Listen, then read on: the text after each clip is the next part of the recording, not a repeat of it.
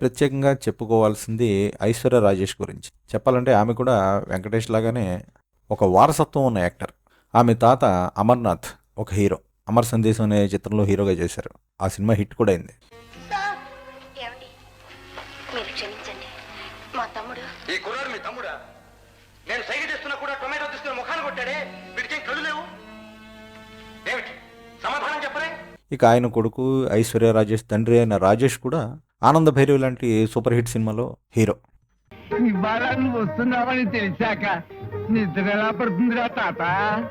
ఓహో, ఇప్పుడు నువ్వు ఎంత బాగున్నావు తెలుసా తాత? ఒకసారి అలా వీధిలోకి వెళ్ళు, నీ అందం చూసి 67 అమ్మాయిలందరూ మూర్చపోతారు తెలుసా? ఇంకా మల్లె మొగ్గలు ఇలా చాలా సినిమాల్లో హీరోగా చేశాడు అనుకోండి. తర్వాత మాత్రం విలన్గా మారి ధర్మాత్ముడు ఇలాంటి చాలా సినిమాల్లో చేశాడు. 80s అతనికంటూ ఒక ప్రత్యేకమైన గుర్తింపు ఉంది. ఎవరేం చెప్పక్కర్లేదు, అభిమానం చంపుకుని అత్తవారింట్లో పడి ఉండటానికి నేనే గతి లేని వాడే కాదు.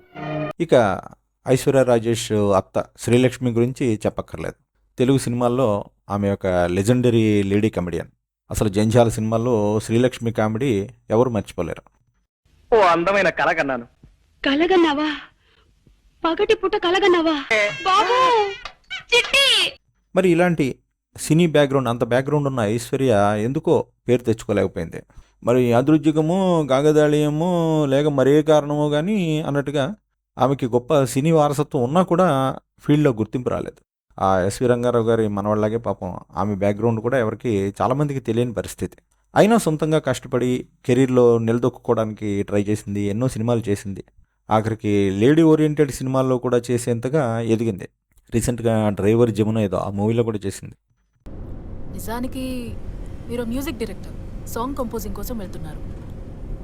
ఏమండి, ఇండస్ట్రీలో ఎవరికి తెలీదు, ఇంకా ప్రమోషనే మొదలెట్లా మీకెలా తెలుసు? నువ్వు చక్కని చుక్క, అది ఎండిపోయిన నక్క. ఇన్ని చేసినా ఇప్పటికీ మెయిన్ స్ట్రీమ్లో ఆమెకి అవకాశాలు లేవు. మొత్తం మీద ఈ సినిమా ఆమె టాలెంట్ని మెయిన్ స్ట్రీమ్లో ఆవిష్కరించింది అని చెప్పొచ్చు. గోదావరి స్టైల్లో నటన అదరగొట్టేసింది ఐశ్వర్య రాజేష్. దిష్టెట్కరా పడితే మాత్రం